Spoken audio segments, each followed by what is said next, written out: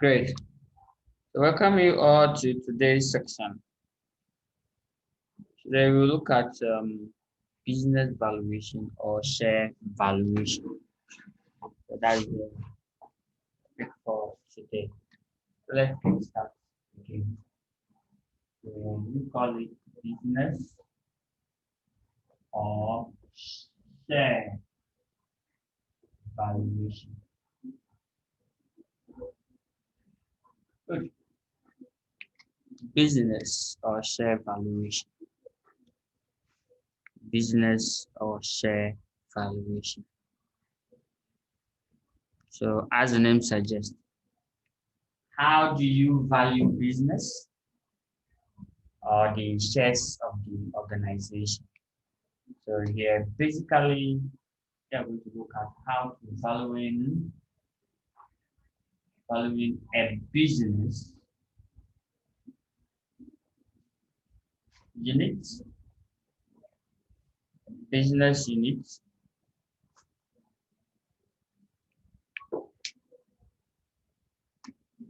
that's including the shares, like the shares as well. So let's quickly go into it. Now, when you talk about business valuation, here we are just looking at the process of determining the value of a business. Usually they are shares. Great. So business valuation simple means valuing a business, determine the value of an organization or a company, either a unit or the company as a whole. So unit, business unit, or a whole company. So that's the shares or business as a whole. Good. So the entire business. So basically that is it.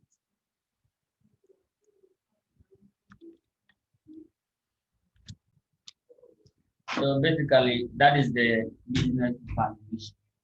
How you determine a value of a business. So how you determine the value to be this point number 2 to be placed on the shares.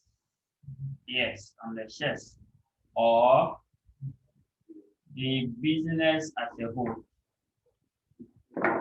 or the business as a whole. Perfect. So the entire business, what is the value? Then the shares. Usually the share price that we use to determine the value of the entity. It is the share price that we use. So basically, business valuation or share valuation talks about how we value business. How we value business to determine their value, their economic value. Yes, their economic what? Value. So economic value to be placed on the business is their value. How you determine go through the business valuation process. Good. So basically, that is what we go through. So the value here we are talking about is a price. Is a price. So the value that we are talking about is what? The price. Yes, price. So you can see that okay, it's a price per share. Each of the shares of the company. Good. Each of the shares of the company. Now, when you look at valuation, it's common to that of unquoted company or private company or unlisted company. So business valuation is common to the unquoted company. Why? Their two types or two forms of company. We have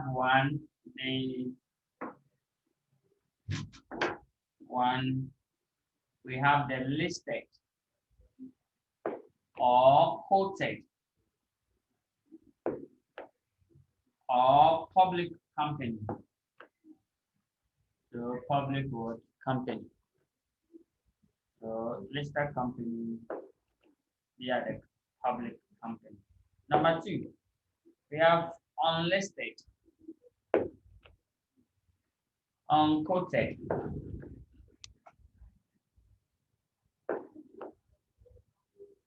and we also have what private company. Private company. These two companies, business valuation is common for that of the unlisted company than the listed. Why? Because for the listed company, they have price or share price can be determined on the stock market. So there's a fair valuation.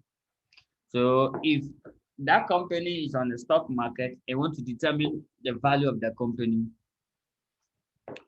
just go to the stock market, you will find a price there, share price there. Good. So that is it. So the listed company, their shares or the share price can be determined through the stock market. But for unlisted company, unquoted company or private company, company that the shares cannot be traded on the stock market or publicly, such company, they don't have a fair value for their shares. So they usually, normally, most often, they go through the business valuation process to determine their value. Because for a private company, the shares is not on a stock market where you can have a value for it. It does not mean that listed company cannot go through the business valuation process. It's possible. So that it's common to see unlisted company going through business valuation process can be listed.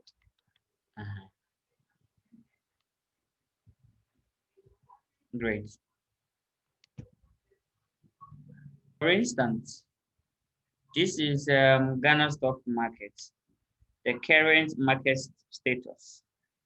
So you can see that the share price are going. Access, that's Access Bank. The share price is 4 cedis 39 Ghana pesos. So you can see them there. Let's go. ADB is 5 cedis 06 pesos. Anglo Gold Ashanti 37 Ghana cedi. Wow, 37 Ghana cedi. So all of them are there. Car Bank is at 60 pesos per share. Okay. So that is the stock market. So if I need the share price of any of the listed company, I just have to come here. I'll find it. What about unlisted company? Those in the country. If I want to determine the value, I cannot come here. When I come here, I won't see them. So I have to go through business valuation. Although those on the stock market, we can also perform valuation with them, but it's not common. Some extreme cases. Good. So that is it. GCB, the share price is 4 Ghana cedis. Yes. And then these people, their own is 105 Ghana cedi. Wow. So basically, let's come back to the class. Now let's quickly look at why valuation. Why do you value business? Why do you value business? We group the valuation into 3 solid parts. We go through all of them. Why? The purpose of valuation. Good.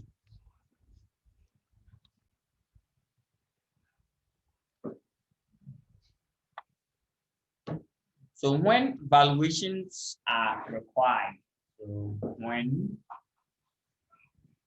valuations are required. So the question is, when do you value a business? When do you determine the value, the share price? So that is the question. So we will list at three circumstances where you need valuation. Three main circumstances where you need valuation. Then we look at them one after the other. So we have what you call first a listed company. So for a listed company, when do a listed company need valuation? Yes, listed company too also need valuation, even though their share price can easily be determined on a stock market. We need valuation. Good. So for a listed company, even though the share price can be obtained from the stock market, valuation is required when the takeover price is higher than the current market value. So when there's acquisition, or merger, you are buying a company on the stock market. Maybe the current share price of that company is, let's say, 37. Let's take one of the companies. So 37 Ghana cedis per share. Yes. So that's the current value, 37, on the stock market. But the quoted or the bid price to that 87 Ghana cedis. So the predictor or the one that want to acquire will mount valuation or will ask what you call a forensic audit into the value of that company. Good. So for a listed company,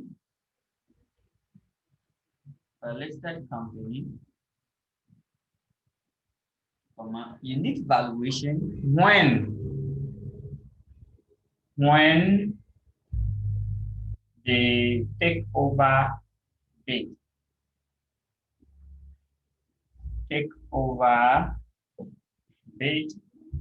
Or price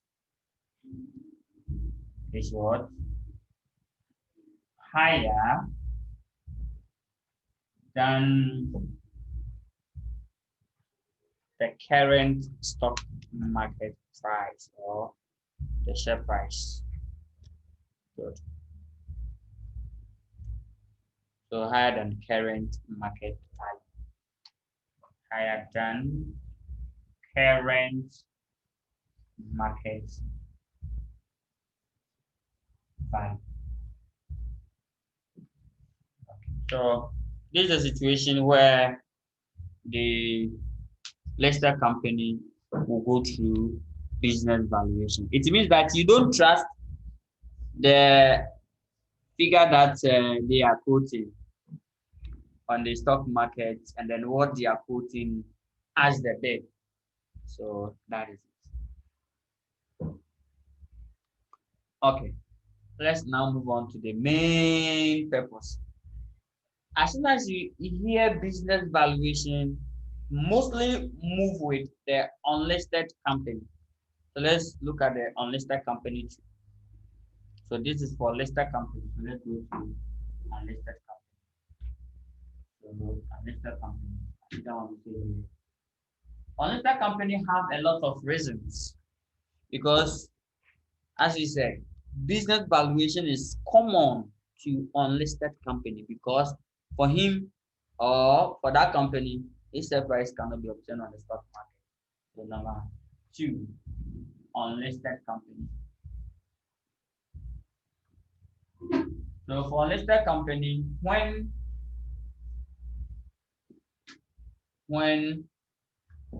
so let's place them maybe I in that order.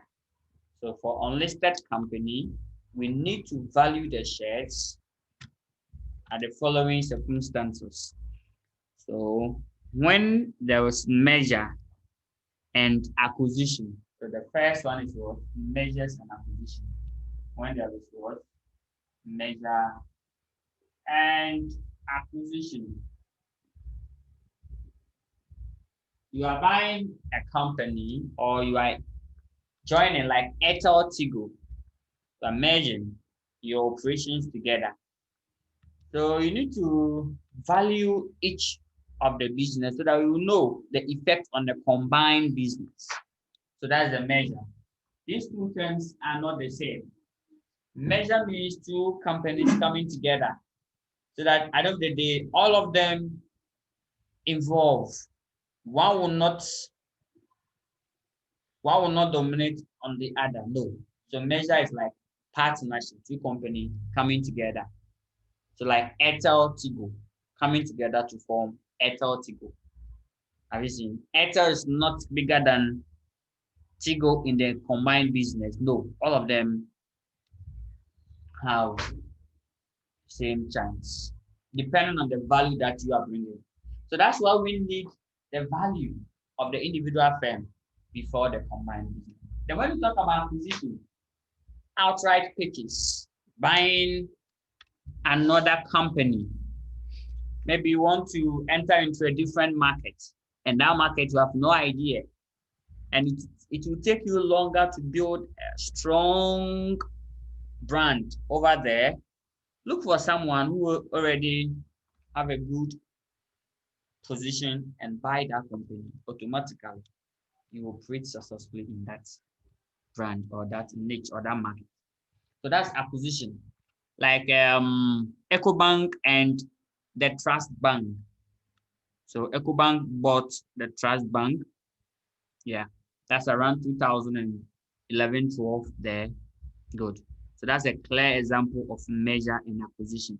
So before EcoBank bought the Trust Bank, they have to value the Trust Bank and know the value, the worth of it, so that it will determine how much you should pay for. Yes, because if you don't know the value, paying for what you don't know the value, sometimes in business sense, you won't get the actual return. So we need it. Two, when shares are sold, yes, shares are sold. So for unlisted company, if you are selling your shares, if you're a shareholder of unlisted company and you are selling your shares, they need to go to business valuation to know the value of that shares so that you can sell it and then probably get your thing. Then the third one is for tax purposes. So for tax purposes. So for tax purposes. For tax purposes. For tax purposes. So you can value your business for tax purposes. Deal necessary. Good. Probably filing for your tax returns, and then where the tax authority deem appropriate, they will mount valuation process to know the actual value, your actual worth.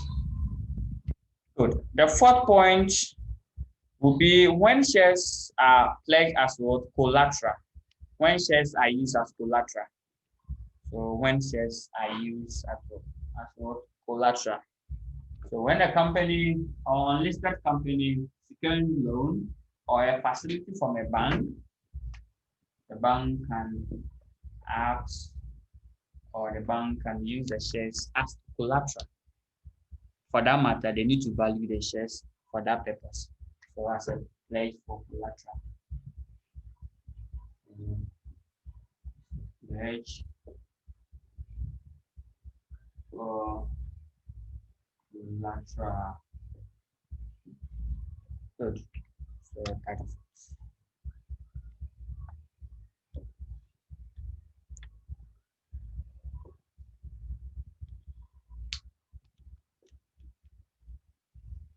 Now, the last one that we will discuss is for share-based payment. Yeah, for share-based payment. Then we adjust.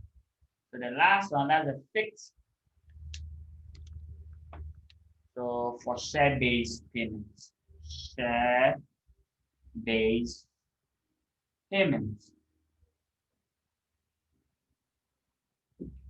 That is IFRS what? 2. IFRS 2, share-based payment. Now the issue is that sometimes you owe someone and you want to pay with your shares. That's in kind, right? Or your employees, the employees of the company can be awarded with what? With shares. If they stay loyal to the company, award them with shares free of charge, or they will buy it at a lesser amount, good, like at a discount. So in that case, you need to value the business and know the price that you give it to them. So that's a share-based payment. So these are the circumstances that we need share valuation. We've talked about unlisted company. We've talked about listed company. Then we go to in a group account. In a group account, then we are done. So all of this, if the examiner asks the question without any demarcation, can bring it from any angle. So let's move on. Let's go to the C. C will be for group. So for group accounts, when the parent or the holding company is in the process of selling the subsidiary. So when the parent is selling what? The subsidiary. So in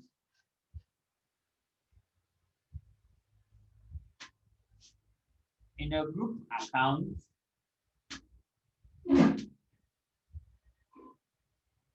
account, when parent is selling what? The subsidiary. So in group account, when parent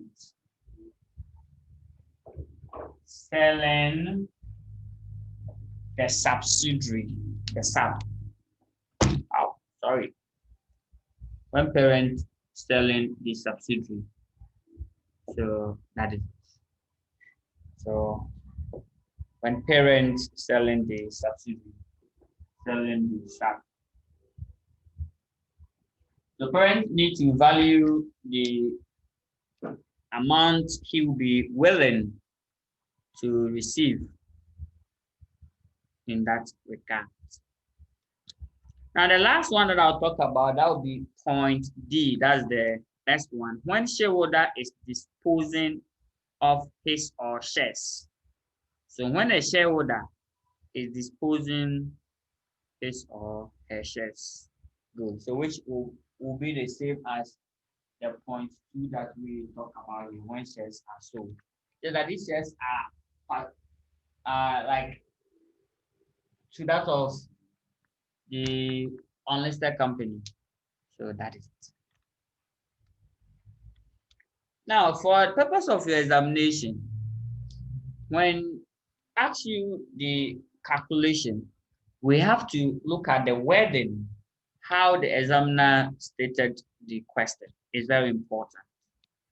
It is likely that we will ask you for the entire business and then just for the shares.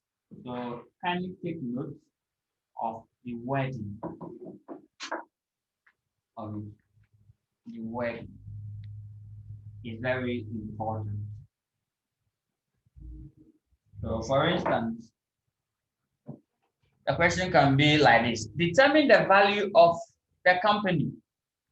So determine the value. It said the value of the company. So that means they need the entire. So this one is totality, total value. Now A. B. Determine the value to be placed on each shares, or to determine the value to be placed on the shares. So determine the value to be placed on the shares. So value to be placed on, let's say, each share, or maybe this one can be sometime off, on the shares of the company. So this one usually cost of the each year per one. So it's on individual basis. So this one is per share, this totality. So after getting the totality, we divide by the number of shares to get a per share. If let's say the total value of the company, you had 38 million. Then how many shares? Maybe they have 10 million shares in issue. So if they have 10 million shares, and I'll divide it by 10 million, then answer will be 3.8 million per share. No, 3.8 Ghana cedis per share, not million. So that's the per share. So know when they are asking just for the 38 million, and know when they are asking for the 3.8 Ghana cedis per share. So we have in totality and just per share individual basis. Okay. So we are done. Now let's finally go to the various method that we have for the valuation, or the valuation methods. So we'll list all of them there. Then we strike some key critical ones out. Key critical ones, we strike them out. Then we are done.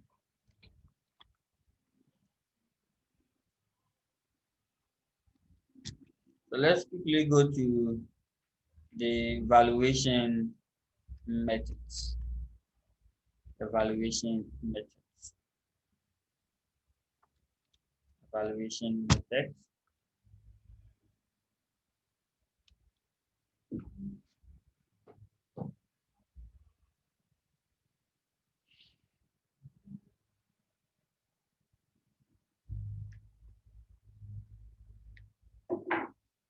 Let's list them down. The various valuation method that we have.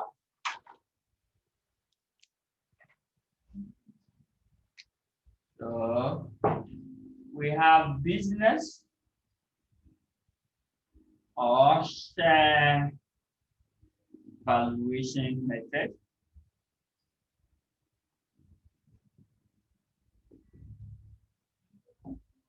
So let's start. Number one on the list, we have what you call asset-based method or asset-based valuation. Asset-based, so it's based on assets. Everything is on the assets. So it can be net assets, it can be anything, replacement value. So we have what we call asset-based method or valuation. Asset-based method or valuation.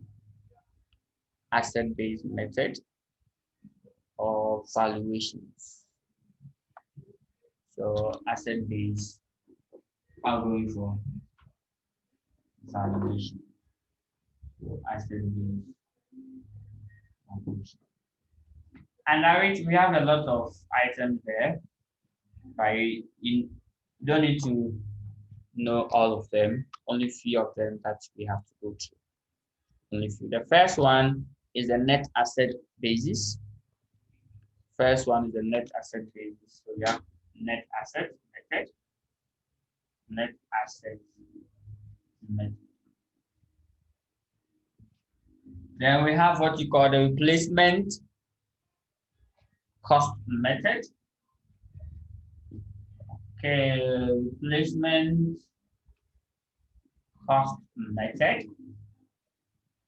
We will not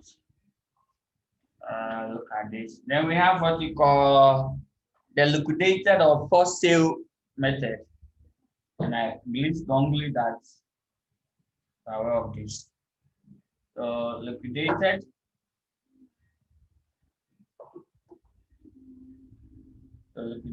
or for sale method. And I believe strongly that you're aware of this coming from just ended business reconstruction, for sale value, liquidated value.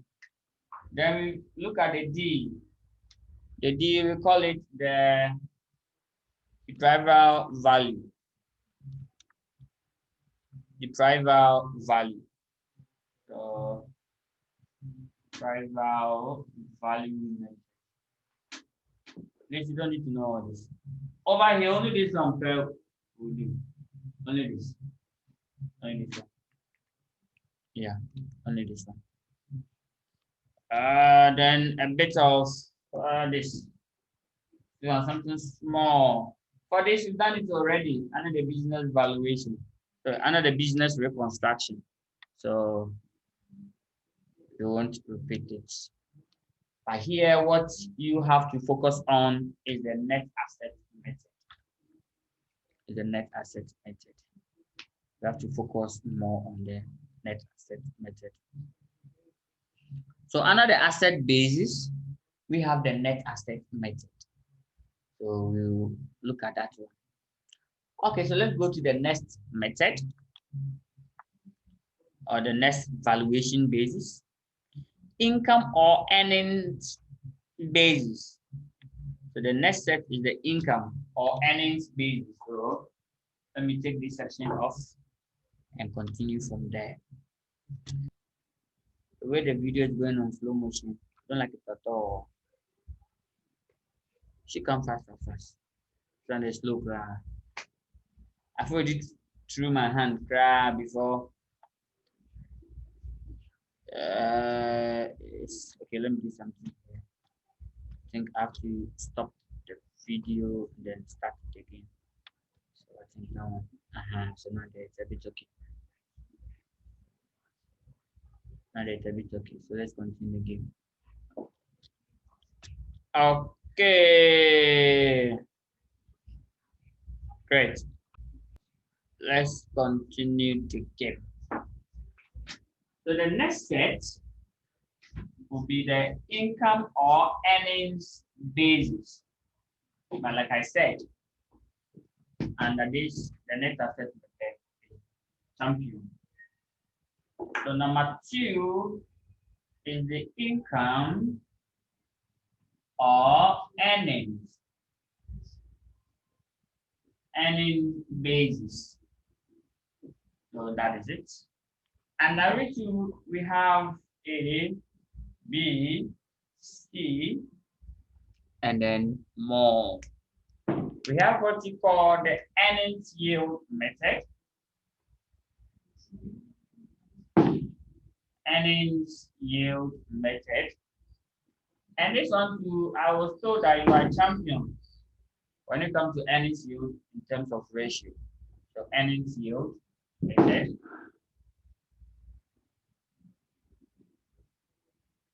Earnings yield method. Then we have the price earning, the inverse of this. Price earnings ratio. So we call it PE ratio. So it's like this PE. So it's bracket PE ratio. So that is the method. Then you have what you call the discounted cash flow method. That will be the third one. Discounted cash flow method. So discounted cash flow. And here too, I was told that you are very good at it because of investment appraiser. Discounted cash flow method. Then finally, we land ourselves quietly on what we call accounting rate of return. So we can also use accounting rate of return to value a business. Accounting rate of return. So accounting rate of return.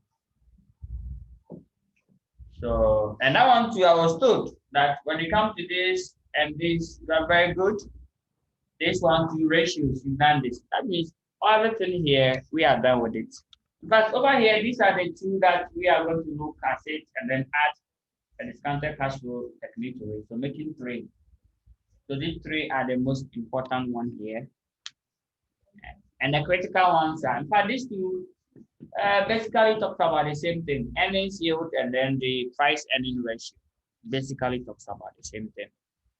So we should take notes of that. So this is the second set. Now let's go to the third basis.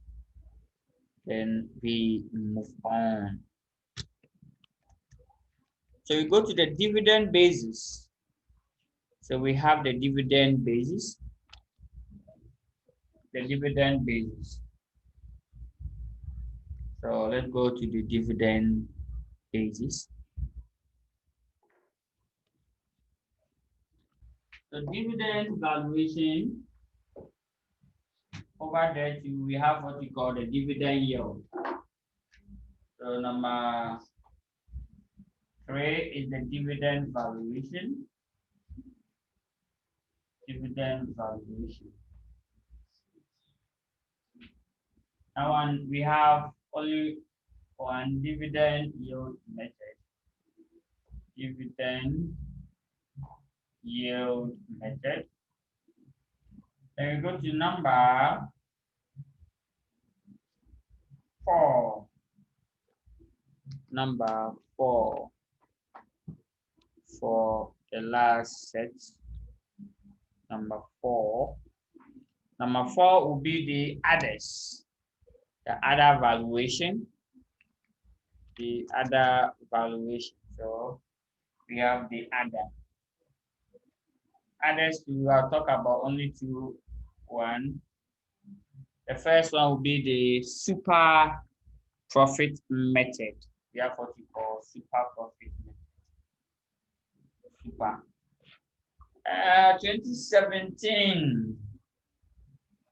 And then the mock question was in the super profit. So super profit method. That's the other. And then the next one will be the CAPIM. CAPIM.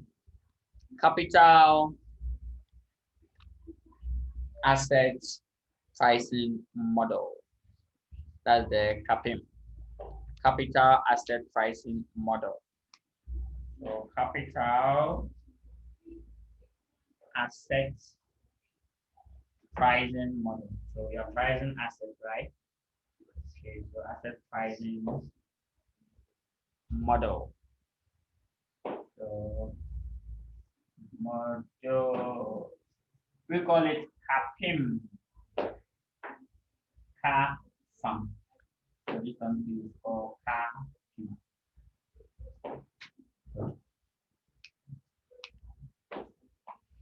So these are the valuation basis that we have to look at for. But aside this, all what we have listed here, there are only few ones that you need to know. I'll list the few ones. The exam focus.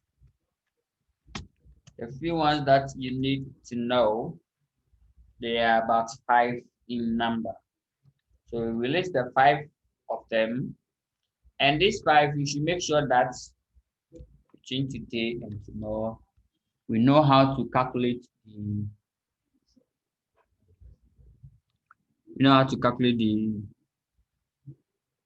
value of a share using any of these 5 models. So let's look at the facts. So aside all this, well, we have asset basis, income, dividend, others. We have grouped them 5. We pick 5. So meanwhile, if you pick all of them under each section, there are more than 5. This one is having about 5, about 3 or 4. So can imagine that is that. So let's look at the valuation, the critical ones that you have to look out for. So exam focus. So I call it exam focus. So exam. So exam purposes, the following 5 must be important. The following 5 must be adhered to. Number 1, net asset method. You know how to use net asset method. Net asset method. So for the purpose of your examination. Number 2, earnings yield. Earnings yield. Then number 3, PE ratio. Price earning ratio. PE ratio. That's number 3. Number 4, dividend yield. Number 4 is the dividend yield. Number 4, dividend yield.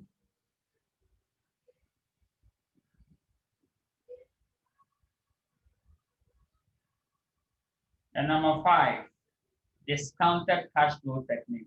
So discounted cash flow technique. Then basically, we'll also look at the 6th one, that one. It's a part of the net asset. We call it super profit. So the super profit, how to calculate the super profit? Probably the goodwill. Super profit. Make a super profit. Okay, so that is it. So we will look at the super profit.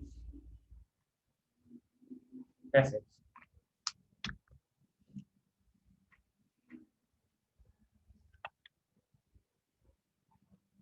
So let's quickly start with the net asset method. Then let's do justice to that one. Net asset method. So this is how we are going to look at it for. We will start with the net assets, come to earnings yield, come to PE ratio, dividend yield, finally land on discounted cash flow techniques. Then look at super profits afterwards. Even those super profits must move in line with the net assets. So we look at those ones. That was the goodwill valuation. How to value goodwill first. How to value goodwill. Good. So that is it. So let's quickly start with the net asset method. The net asset method of valuation. Net asset. Net asset.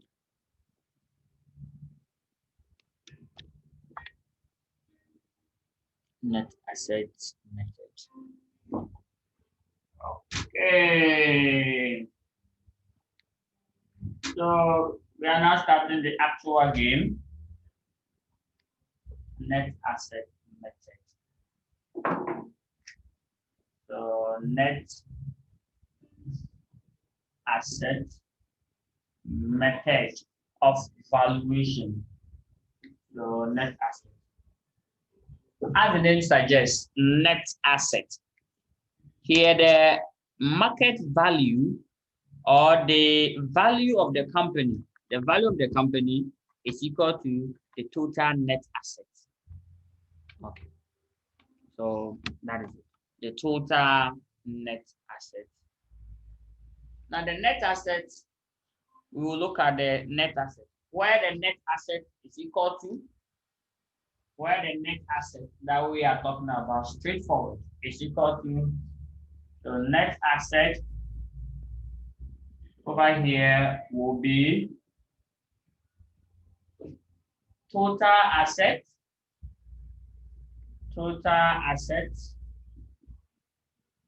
less total liabilities. That's okay. Total assets too much. Less total liabilities. So this will give us the net asset that we are talking about. Net assets that we are talking about. So here is total liability. Note that is the total liability, not just current liability or non-current liability. The total liability. If you draw the financial position, that is the assets is equal to equity plus liability. How do you find the equity? Make equity the subject. If you make equity the subject, you get something like equity now is equal to asset minus what? Liability. So let's do it this way. Asset minus liability is equal to equity, right? Good. So if you do it this way, then to get the equity value is what we are looking for. The value to be placed on the equity shares, ordinary shares. So it's nothing by all assets minus what? All liabilities. That is all. Good. So to give us the equity. Now, there are some few rules that we have to adhere to in selection of the assets. In the selection of the asset. So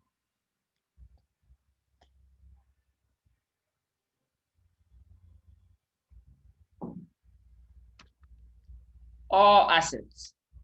Just that there are some few rules. We look at the rules and then we pick one question. We'll do justice to it. Probably when we are done with that question, I think it should be fine.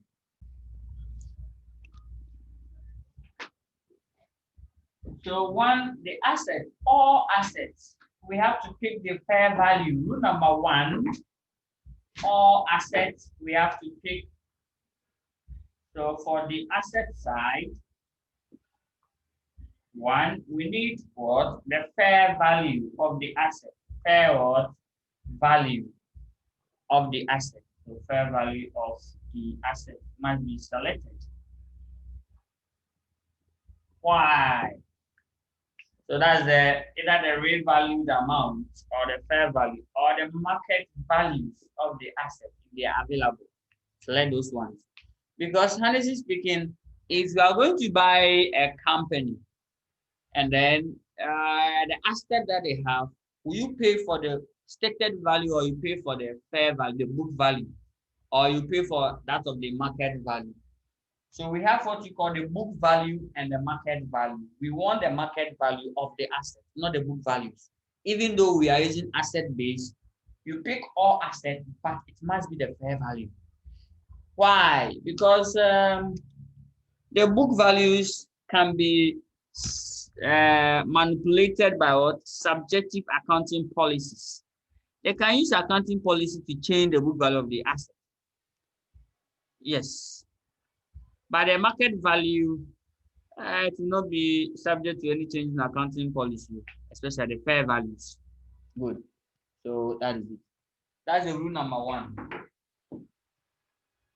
Let's go to rule number two about the intangible assets. All intangible assets must be excluded except for those that have market value. All intangible assets must be excluded except for those that have market value. Let me state it clear. We only include intangible assets that have what? Fair value or have market value.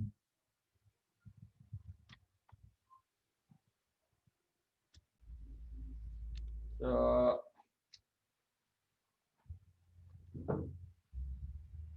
intangible assets must be excluded except it can be valued. So except the words active markets or where have the words fair value or the market value. So except they have a market value. So except they have a market value, or it can be valued. Some of the intangible assets are worthless, or they don't have a market value, so we take them off. Then goodwill, example is goodwill. It must be valued. Number 3, if there's goodwill, goodwill must be valued using any of the following method. Any of the following method. So the super profit method, average profit method, capitalization method, and the annuity method. Good. So at the latter date, we will look at the development. So we look at the super profit and then the average profit into detail. So these are the rules. These are the rules. Good.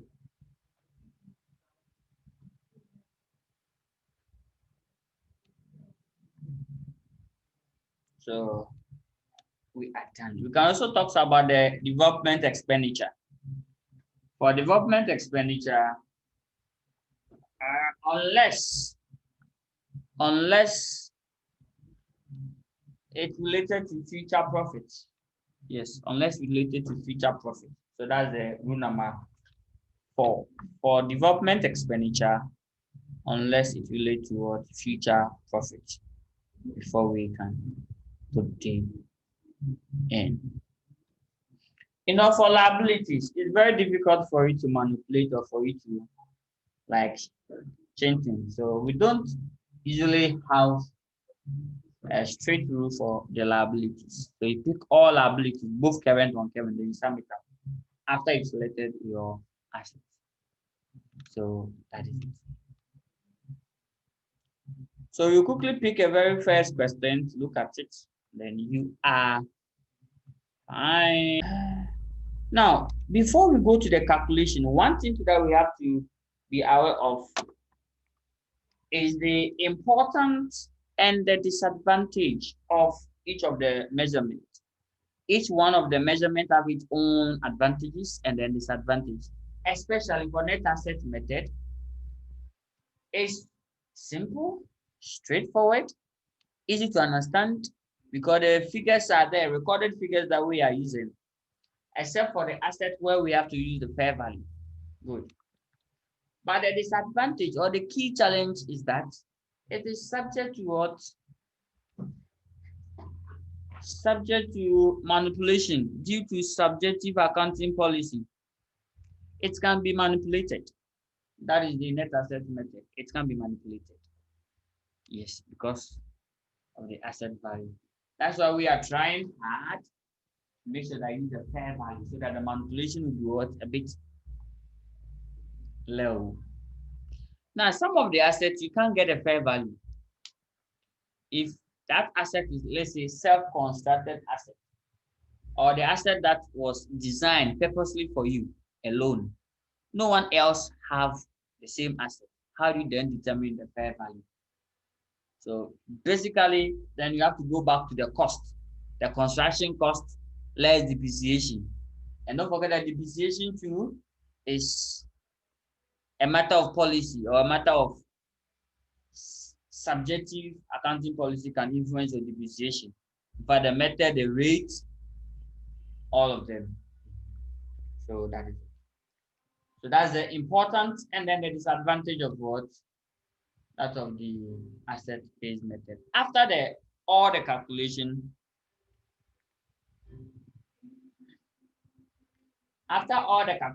we will look at the one that each and every investor have its own method. For instance, if you are the You are the owner of the company. Which of the method will you go in for? If you are the buyer or the predator, which one we going for? If you're a shareholder, which one we going for? Then we look at that one after all the calculation. For now, let's learn how to calculate the value. Then we are done. Okay. So we are now on the net asset. Let's back with illustration.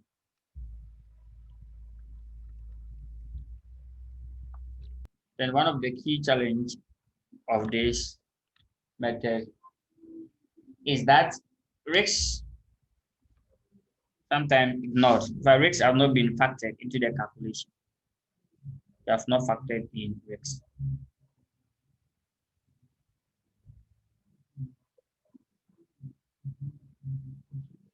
So great. So let's look at this particular question. Let's look at this particular question. We call it sweet potato. Yeah, sweet potato. So let's look at the sweet potato question. All these suspects will be in. So let's look at this particular question. Sweet potato, where are you? Sweet potato. Yes, sweet potato is here. So we are starting from here. Is the sweet potato question. Let's go straight to the requirements and then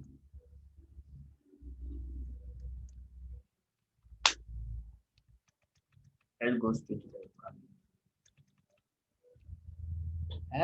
Required. Determine the value to be placed on each share. So you're looking for the share price. One individual, like a hint that we give. Sometimes we tell you determine the value of the company. So that one totality. Here, value to be placed on each share of Sweet Potato. Sweet Potato Limited. Using the following methods of valuation. Number one, net asset method, price earning ratio, dividend yield, and discounted cash flow method. Okay, so we are looking at the net asset method. Then from there, we try and see if we can look at the earnings yield, and we are done for today. If you're able to go through all this method, and then together with the combined business, I think it should be fine. So let's start with the net asset method. As usual, right after the requirements, I'll go through the footnote. The footnote starts from the top here. Says that Sweet Potato Limited operates a large-scale commercial farm. Yes. If your name is Sweet Potato and you're not in the agriculture industry, where will you be? It now plans to offload some of its shareholding into the public. One point that we left it out for the unlisted company is that when it's preparing to list. So when the unlisted company wants to list on the market, he will be required to value the company, or the company must be valued. So let's add it to the point. Under the unlisted section, the B point, the B part, you add when it's preparing to list on the stock market. When you're preparing to list, you'll be asked to value your company before. So even what price are you going to give it to them for the start? You have to value your business and know the price. So for the purpose of what? Listing is part of the reason for business valuation. Why do you value your business? Because I want to be on the stock market and valuing it. So for the purpose of what? Listing. Good. Now let's continue the game. the game is getting interesting. Shareholding to the public in order to raise funds to expand its operation. Financial statement of the Sweet Potato Limited is as follows. So sales revenue down up to dividend, everything is given to you. Selling, distribution, and admin expense, that's operating costs, everything is there. Income surplus, this is the changes in equity, the income surplus, open balance, add profit for the year, less dividend paid, you get a closing balance. That is it. And here to the examiner, fully aware that when it comes to preparation of financial statements, you are superb. This is a financial position. All of them are there. So let's quickly start the game. Additional footnote. Stated capital is made up of the following. Ordinary shares issued at what? 20 pesos each. And then the value is 80,000. So what will be the number of shares? They've issued certain shares at a price of 20 pesos, but the total value is 80,000. So how many shares do they have? We need that one so that when we get a value, we can divide it. So what will be the number of shares? First, so when you are going through the footnotes, analyzing the footnotes, you need to be, or you need to determine the number of shares in issue. So you can tell us. If what figure should we multiply by 20 pesos so that we can get 80,000 Ghana cedis? I have certain number of shares there. If I multiply that number of shares by 20 pesos, I'll get 80,000. What's the value? That's great. I need an answer. Okay, so I'll take that. So that's 400,000 shares. So you divide the 80,000 by 0.2, right? Or 0.25, 0.20. You divide the 80,000 by 0.2, and that will give us, yes, 0.2. So 80,000 divided by 0.2 definitely give us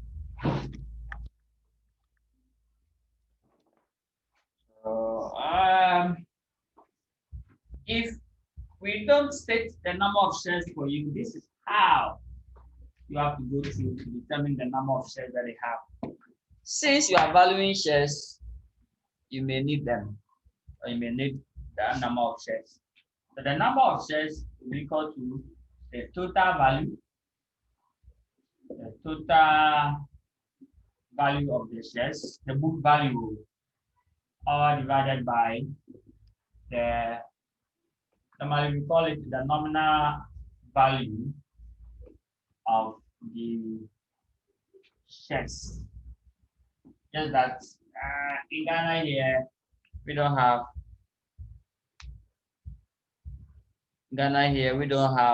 nominal value or par value. Anything goes. So in this case, we have something like, it's not something that you need to show working. Just take the value 80,000 divided by 0.2. I'll get 400. Add shares to it. So this company, Sweet Potato, is having 400,000 shares. And they say we should find the value of each share. Wow, that's interesting. Let's continue the game.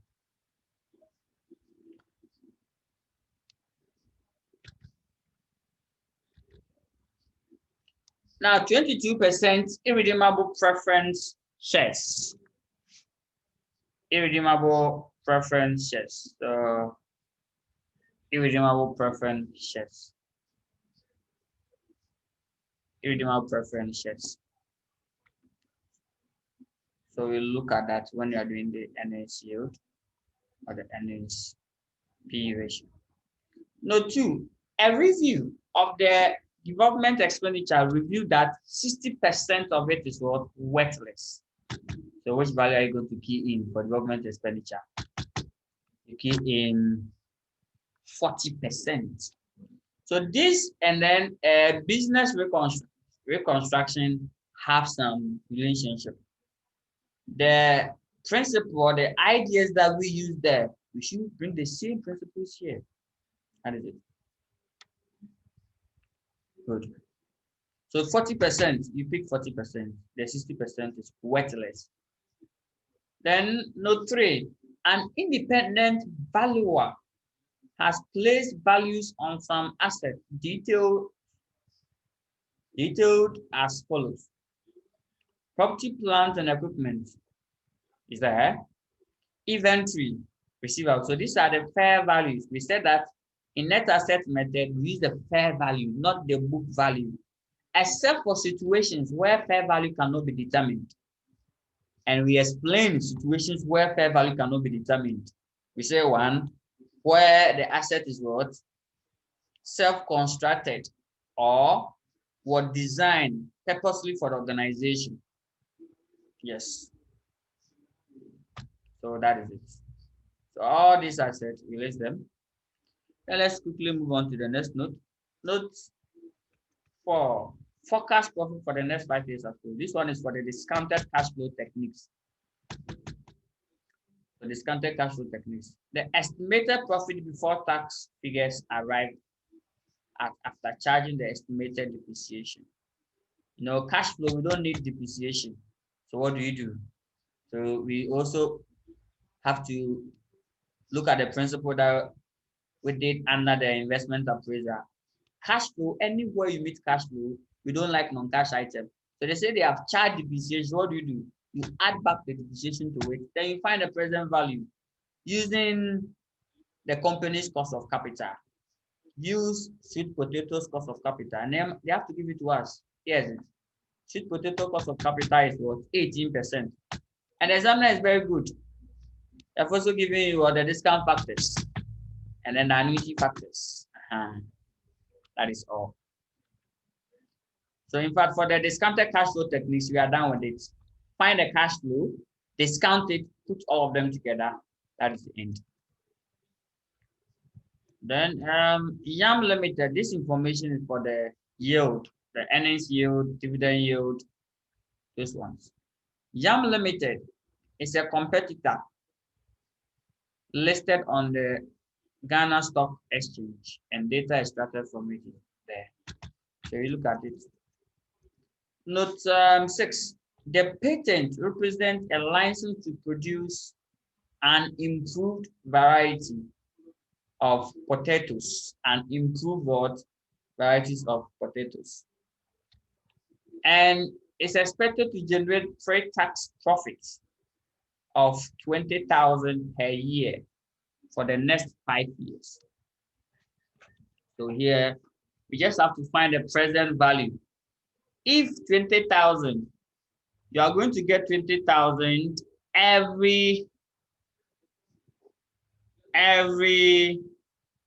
year for the next 5 years, what would be the present value? Yeah, you don't need to worry about the annuity factor. They have given it to you. When the cash flows repeat itself, then we have to pick the what you call the annuity factor. So here you pick annuity factor for 5 years. Then you multiply it by the 20,000. It will give you the present value of 20,000 receivable every year for 5 solid years. Good. Okay, so that is it. We are done. So as soon as you've gone through the footnote like this, don't need to worry again. All what you have to do is we are using a new method, right? First, maybe in the A part, let's go up. Other examiner, I'm using net assets. Okay, so I'll start assets. You list all the assets. All the assets. So I'll start assets, no demarcation, no. Put the currency here, all the assets, you can make them two. Just write their names. Now want to go to the question, write the names of all the assets. So if you want to start fast, write the name of what all the assets. So to avoid oversight and omission, I'll go to the face like this, all the assets to avoid oversight and omission. First is PPE, patent, government expenditure, inventory receivable, and bank and cash. These are the assets I have there. So I write just their name. So PPE, no shortcut to patent, development, expenditure, then inventory, then receivable, then bank and cash. Yeah, bank and cash balance. That's all. Only cash that you allow to bring the one on the face. The rest you go to the footnote and then take them. But we say we want the fair value. The fair values are not in a book. They've not captured it. If they've captured it, it will not be a question. So for cash balance, bank and cash balance, we have 11,8888, right? The 8 are 3. So 11,000 8 8 8. So that's the one that I can pick from the face. The rest, I'll go to the footnote. Please, when you go to the footnote, pick the fair value of it. Here, we don't need liquidated value, replacement, recoverable. Oh, no. Here, they know. If you go, there's no fair value, come back, come and pick the book value. If you look at the asset, any of them, there's no fair value, pick the book value. Let's go to the footnote and go and pick the fair value or the revalued amount. I'll go to, let's say, a review of the development expenditure revealed that 60% is worthless. So I'll find 40% of the development expenditure. So let's go and pick it for the value here. Development expenditure is 26,100, 40% of it. So you should working out. So let me do the workings. Yeah. That examiner that 40%, if 60% is worthless, 40% is okay. Times 26,100. Great. And that will give us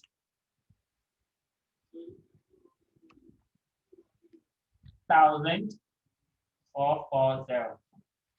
So have you seen how we have to start again?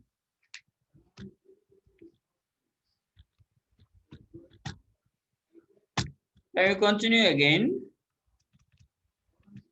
Note 3, an independent valuer has placed the values on some assets. Detail as follows. PP 222, inventory 32,400, receivable is 20,000. Okay, receivable 20,000, inventory 32,400. Can't remember them again. Receivable is 20,000. Don't remember that one first. Inventory 32,400. Let me PP 2222222. Perfect. Put them in. Let me only patent. Patent is an intangible asset.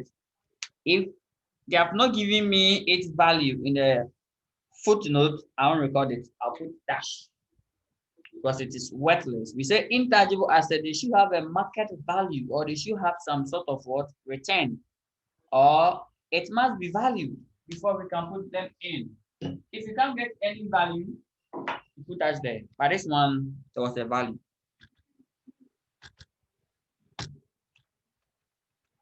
So if we check the last part one footnote said, patents represent a license to produce an improved variety of what potatoes, and is expected to generate pre-tax profit of 20,000 per year for the next 5 years. So this 20,000 is not just 20,000 year 5. No, it's 20,000 in year 1, year 2, year 3, year 4, and year 5. So here we call it annuity. Annuity means the cash flows are repeating itself for a certain period of time. And that is the question that pending. The investment appraiser question, which one was 15 years and 14 years? Good. So, take note. So it means that here we don't need to pick a discount factor. Don't need to pick a discount factor. Or in the long approach, you're supposed to pick a discount factor for each of the years and multiply by 20. But that one's a very long one. So just pick what you call annuity factor. It's 3 dot what? 127. Is a summation of all these discount factors. If you sum all these discount factors together, it should give you 3.127. That is the annuity factor. Then you multiply that one by the cash flow, the constant cash flow. So 3127. If the cash flows are constant, multiply by what you call annuity factor. You don't need to be doing them individually. So here you multiply by 3.127. So it means that for that of the patent, I open a bracket, third exam of 3.127 times what? 20,000. And that will give us 50 something, eh? So it'll be 222. So 3.127 times 20,000. So that will give us 62,540. So 62,540. We're done. That's all for the assets. Put them together. Put all the assets together. Then get a total assets. This one becomes total assets less liabilities, all the liabilities. So less all the liabilities, less liabilities, less all the liabilities. So the total will be 359,268. Then the liabilities. Let's go to the for liabilities. If there's a fair value, we have to pick the fair value, but most often just have to pick the book value like that. So let's go to the liabilities. All liabilities, don't show any demarcation. So here the liabilities are current liabilities, only payable 3,800. Then the 14% medium term loans, also a liability. All liabilities subtracted. So that is it. Go down. Now the issue is this. Obviously, you did some two currencies. The first one, you can leave them there, put them, and then subtract. If they are few like this question, you can then put them straight forward. So go to payable. Payable is 3,800. So either you write it them here, like this 3,800. The next one is 14% medium term loan. It's 24,000. Putting these two together, you get 54,800. You'll be what? 54,800. Subtracting this, then what is the net asset? What is the net asset? So this is the process. Thank God there's no goodwill here. If there's goodwill, we'll look at it. This is a past question to ICA and recently repeated. So this is the third time. First time. And then second time. Second time was 2015 May. First time was 2010. So 2010, 2015, and last attempt, that is 2020 November. So 2020 November setting was also repeated. So that is it. So it will be 304468. So 304468. So that's the total value of the entity. So total value. Now, this is the total value of sweet potato according to the net asset method. Now, if you read the question carefully, it said we should calculate for what? We should find for the value of each shares. So each share means per share. Determine the value to be placed on each share. So that means per share. We don't need the total. So we have to divide this by the number of shares so that we can get the total. So the value per share will be, so the value per share will be equal to this figure, 30,000,4468 divided by the 400,000, where the 400,000 is equal to the number of shares. And we had it by saying that 80,000 divided by the 0.2, that's the number of shares, 400,000. That is how we arrive at the number of shares. So what will be the share price? Ghana cedi of 0.3/4. 3/4 should be around 70 pesos. 3/4 should be around 70 pesos. 3/4 should be around 0.761. I like that. So the answer, oh sorry, it wasn't coming. So sorry. So 0.761. 0.761. Yeah. So that is it. So that's the value of the share. So we are done with the net asset method. In our subsequent meeting, we look at the remaining method, and then that's the end of the video. So thank you very much for coming. Now next meeting we'll continue with that of the next methods. Then you are done. Then there must be a tryout. So in the mock question, I think can try the mock question for us. Can try the mock questions for us. The mock question. Why are you?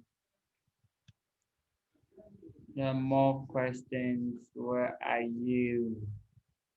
Which question number? Is it a limited, right? No, not. There was one question like that. The more questions.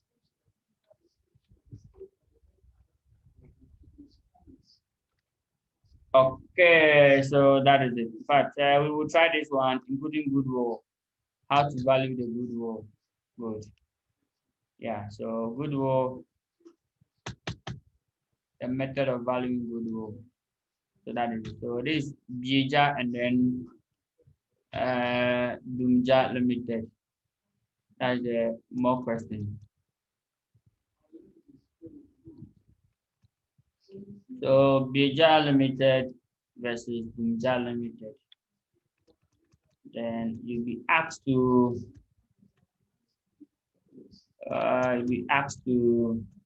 calculate the price per share of the two companies using what? The net asset method, which includes goodwill as an asset. We said that if you are going to include goodwill, then it should be valued using any of the methods. So the methods are in here, the methods of valuing goodwill. I think we will look at that to complete them.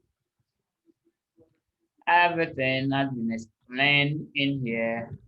So that good, we can use what? Average profit, super profit, capitalization method, or the annuity method.